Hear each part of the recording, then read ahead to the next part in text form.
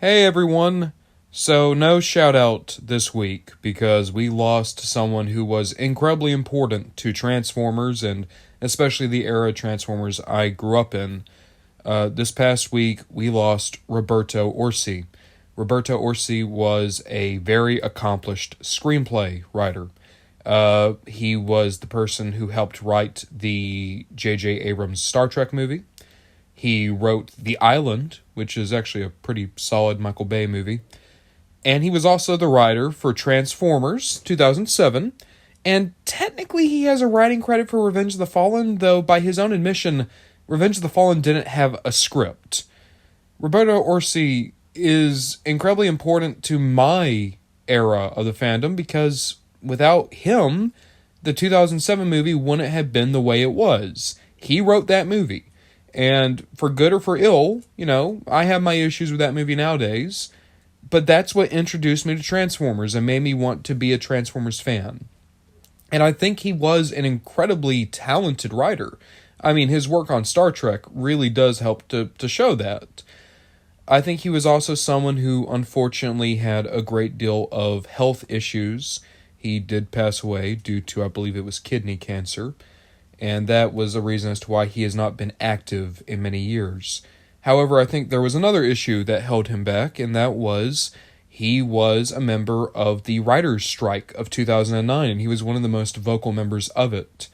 And he never said anything directly, but he would imply that writer's strike, the fact that he was so much of a public-facing individual of it, it really sunk a lot of the prospects he had in the future.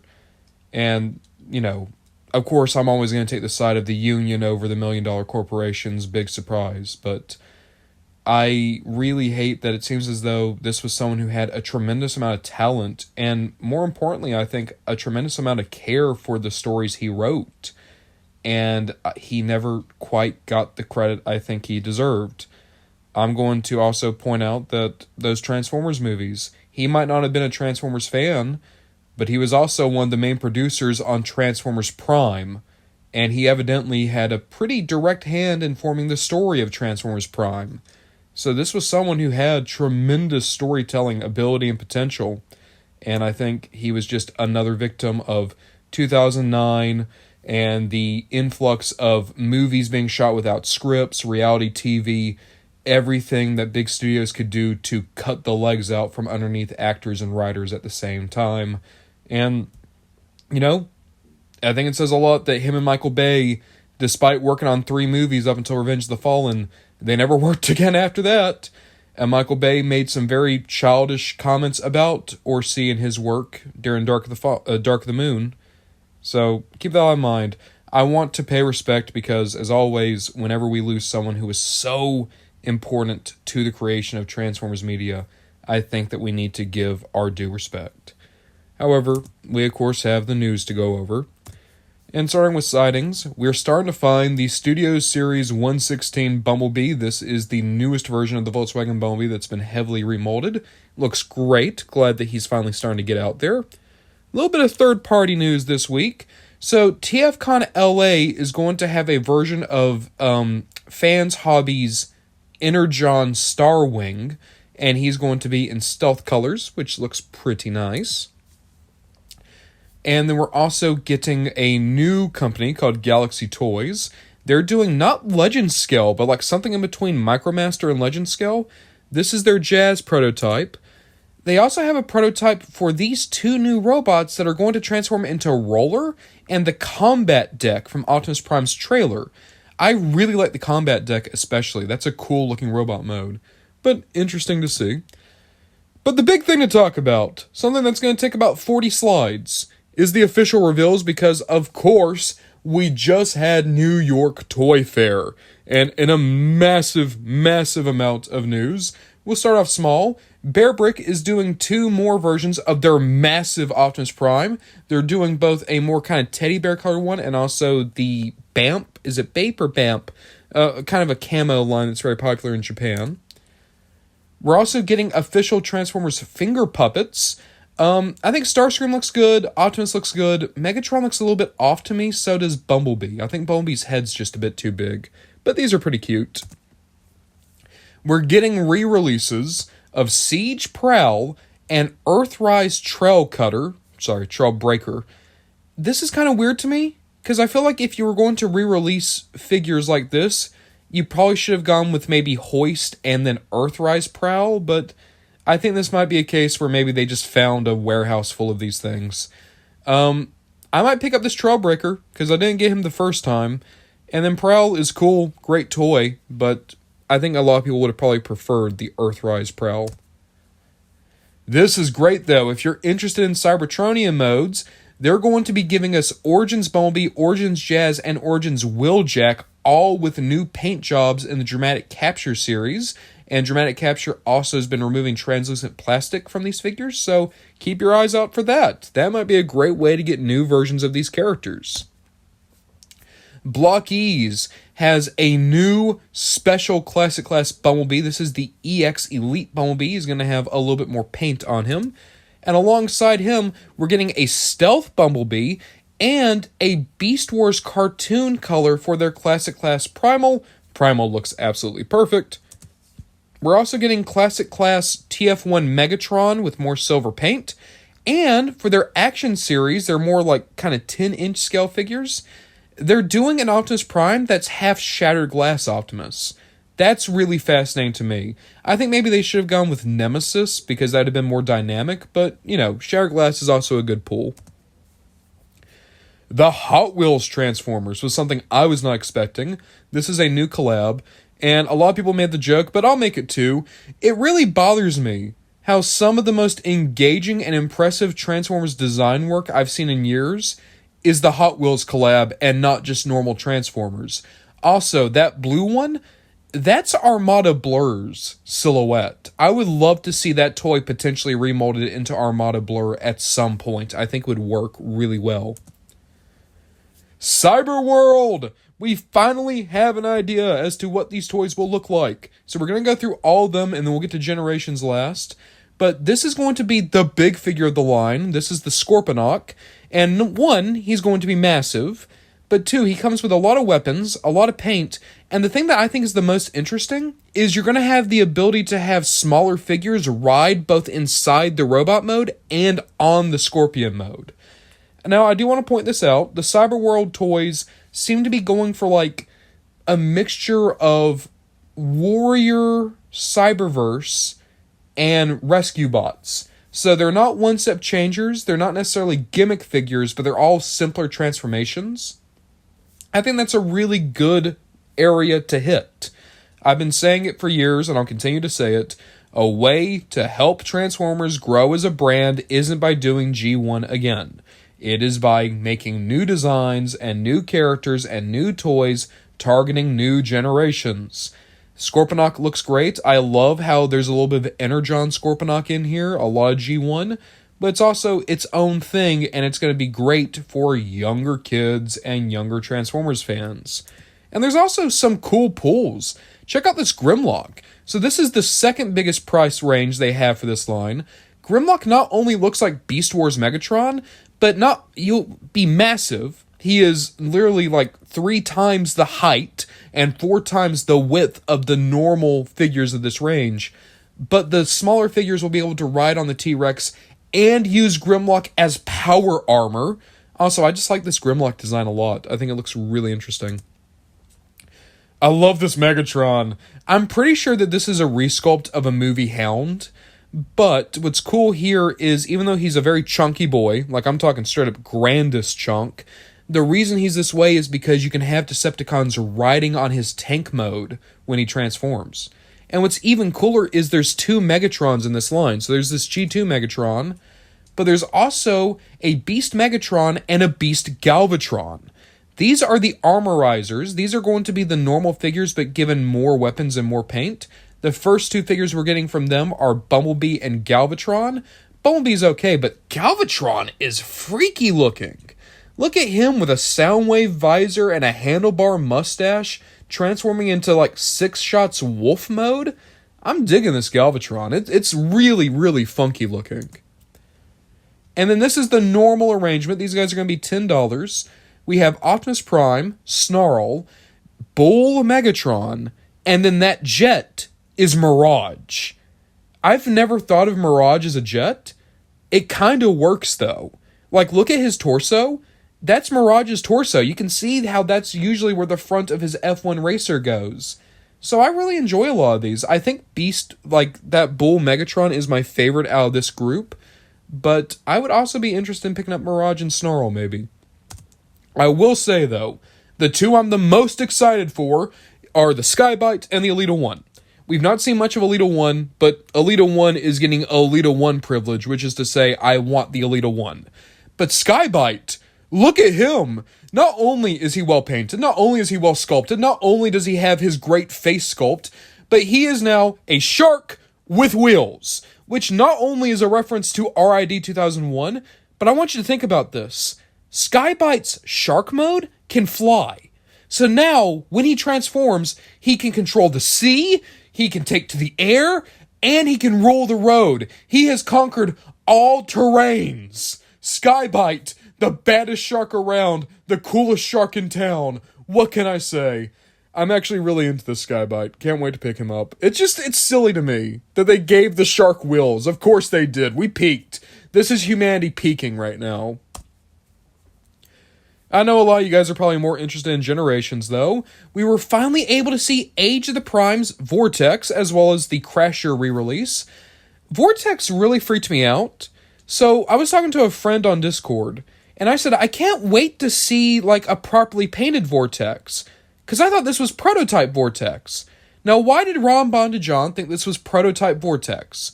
It's because apparently, in my head, Vortex is the Combiner Wars figure using the G1 toy colors, like with the teal and the yellow and the purple. So, G1 cartoon Vortex that's just gray and blue, I just straight up didn't recognize the guy. Cool looking figure, want to pick him up. I think the Combaticons are going to be cool, but apparently I'm realizing I just don't think of the cartoon designs for most of the Combaticons. Get ready for this conversation again when we see Blastoff, because in my head, Blastoff is a jet, because Combiner Wars ruined me. We also saw Alchemist Prime, and he looks so good. So he is going to be a deluxe, kind of like Solus and Prima, but he has a lot of bulkhead energy to him. Like, I could see maybe a movie Hound in this aesthetic. I see a lot of Prime bulkhead here. And I dig it. I think it's a really cool looking figure. I love his little mustache. But Onyx Prime, there's just no beating this. Onyx Prime, in all his glory, with face tattoos, he has a centaur mode, he has a griffin mode, he has a proper human mode. I think that this is going to be one of the most impressive Transformers in years. I've seen a lot of people complain about how weird he looks, and all I can say is, get bent. Are you kidding me? All of you guys want to complain about how Transformers need to take risks, and then when they try to take risks, you want to complain about how it's not just Optimus Prime again. It's not even like a new idea. Onyx Prime's been around since Prime. But I can't wait for this. I think this is going to be an awesome toy, and by the way, when I get that, he'll be a pretty good episode of Sunday Shockwave. Because never forget. I think that would have been the one thing, the one cherry on top, is if maybe there had been like a hidden Shockwave eye on this guy or something. But I think that's really grasping at straws. I think he's very impressive looking. The Devastation 2-pack is being shown. So, of course, this is a blue remold of the Runamuck Runabout mold, as well as a new Conehead. This is the Seeker and the Ground Soldier that you would have seen in Transformers Devastation. I wish that they had more of the cell shading that we were seeing on the Optimus. I still think they're cool. I still want them. The cell shading, I think, would have taken it to the next level. And then there are also, like, another set of Seekers and the Ground Soldier Commander that they could do later. So I'm hoping that they will, because I wouldn't mind maybe getting 2 of these packs and then 1 pack to be the Commanders. Cybertron Sideways. We had been teased, and looking at him now, he kind of just looks like Sideways. I will say, his proportions are a lot better than the original Sideways. I can't wait to mess with this guy, though, because it just looks like the original toy, but better and more articulated. And it's already one of the best designs in Transformers. So this is just going to be incredible. He is going to be a Walmart exclusive. I don't shop at Walmart, so I'm probably going to be trying to just get this guy secondhand sometime down the line. But he does look very cool, and I can't wait to see in-hand reports about him. Alongside him, this is another Walmart exclusive. This is going to be for their Cybertron capsule wave. It's Red Excellion. This is, of course, the more Hot Rod-inspired Hot Shot. We talked about this in the Many Toys of Hot Shot. Go check that out if you want to learn more about Red Excellion. But good-looking toy. Good-looking toy. We're seeing the new Studio Series 86 Perceptor. It's the same as the old one with some better paint. The reason to get this one is because he comes with Ratbat and Ramhorn. Looking at Ratbat, he's definitely a remold of the Siege Ratbat, given a new backpack, but hey, he is more accurate. As for Ramhorn, I think he's a completely new mold, and I don't know how I feel about him. I don't think he looks good, but also I don't know what a good Ramhorn would look like, because I don't think about Ramhorn. In any case, this Perceptor was kind of hard to come by for a lot of people. This is the best version Perceptor out there, in my opinion, and you're going to be getting one of the best cassettes with him, with Ratbat, so I think he's worth it. And then this, completely out of nowhere, we're getting a Void Rivals 3-pack, which is also going to be a great way to get a Siege Jetfire if you don't already have him. This is sick. I was not expecting to get anything Skybound adjacent. It gives me hope that maybe, just maybe, we're going to get an Optimus Prime with a fusion cannon sometime down the road. I like this Jetfire. I think he's a great-looking toy. I just hope that he's going to come out and not be insanely expensive. But this is the real winner for me. Out of everything that we talked about at Toy Fair or other reveals, it's the reveal that the repaint for Missing Link RC is going to be a more cartoon-accurate RC. I don't want that toy. I still want the proper G1 toy prototype orange and pink, but I'm so glad that this is the colors they went with, because I was worried that they were going to try to force a Nightbird into this, but I think this is the right decision. They gave you the more cartoon-accurate one in case you want the cartoon-accurate one, but I still think that this is one of the more important toys that Transformers will ever release. Finally giving us what was supposed to be the first ever female Transformer toy, and it is 40 years too late, but I still think that it's great that we're going to finally be able to have this toy in our collections. I'm not even a G1 toy fan, but Missing Link RC needs to come home with me. I can't wait to finally have a toy of her. So this is now where I'm going to kind of branch off of Transformers. We will circle back, don't worry, but because it was New York Toy Fair, a lot of cool toys were shown. So I wanted to show you some of the things that I saw that I thought were really cool that weren't really Transformers things. So first thing, Playmates showed off their Godzilla display. There's a new Burning Godzilla. That's that orange Godzilla to your left. And then there's this weird spike monster that I don't know what that's from. It looks pretty cool though. The thing that really got my eye is, look to the right, that blue Mothra. Oh my god, that's so pretty. I love how that Mothra looks. Can't wait to buy that Mothra. I absolutely will buy that Mothra too. I don't care. I'll buy 50 Mothras. Mothra is my favorite. So I'm happy to see a cool new Mothra. Also, the Movie Monster line, Movie Monster series, the vinyl figures I like so much, they're going to be doing domestic releases of GMK Godzilla and GMK Ghidorah. So far, these were only available as imports. You could get them on Big Bad Toy Store. But if they're released domestically, that means that they're going to be cheaper. They're going to have a little bit less paint, but they're going to be more available. And I'm happy because this is one of my favorite Godzilla designs, and it is my favorite King Ghidorah design. And GMK is probably my favorite Toho Godzilla movie. It's between that one and -1 and Final Wars. It's between those three. And Destroya. And versus King Ghidorah. And versus Gigan. As it turns out, there's a lot of the Toho Godzilla movies that might be my favorite. Jesus. Versus Biollante. I'm literally looking at Biollante. And I almost forgot about the Biollante movie.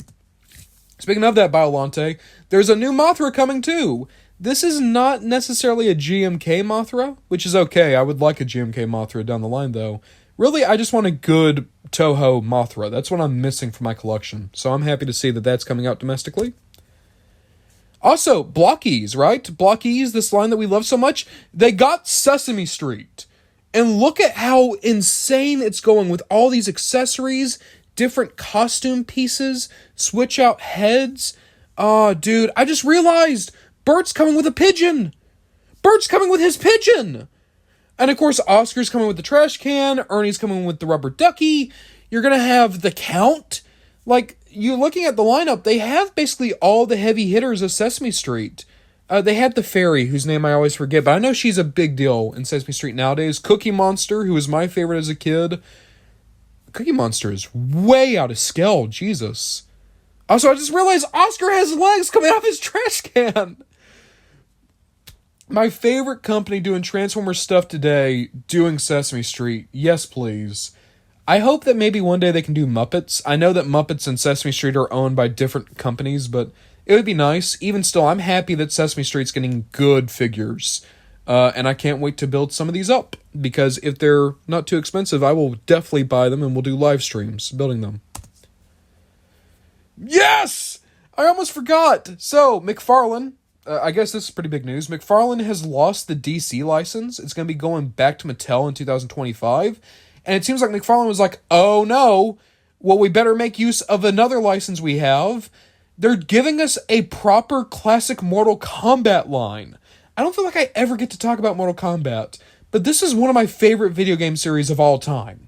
One of the early loves of Ron Bondajon was Mortal Kombat 9. And seeing these guys, they look great. This is our first ever toy of classic Katana, which she looks awesome. I prefer her design for Mortal Kombat 11, but this is still great looking. We're getting Mortal Kombat 1 Scorpion and Mortal Kombat 1 Sub-Zero. But here's the cool thing. Oh, by the way, Mortal Kombat 2 Liu Kang. I don't really care about Liu Kang, but he's here. Here's the cool thing. In the standard line of Wave 1, you have Mortal Kombat 1 Sub-Zero. Now I'm going to hit the spacebar. Oh, what is this? They doubled up on Sub-Zero, but oh, wait a minute. Looky at the arms, looky at the mask, looky at that crotch belt. That's Mortal Kombat 2 Sub-Zero. So, backspace. That's Bihan. That's the one who turns into Noob Saibot. And then that Sub-Zero is Tundra. That's the Sub-Zero that you think about when you think about Sub-Zero. And also, just to completely bury the lead, my favorite Mortal Kombat character, the character who I have mained my almost entire life, Mileena. Finally getting a good toy.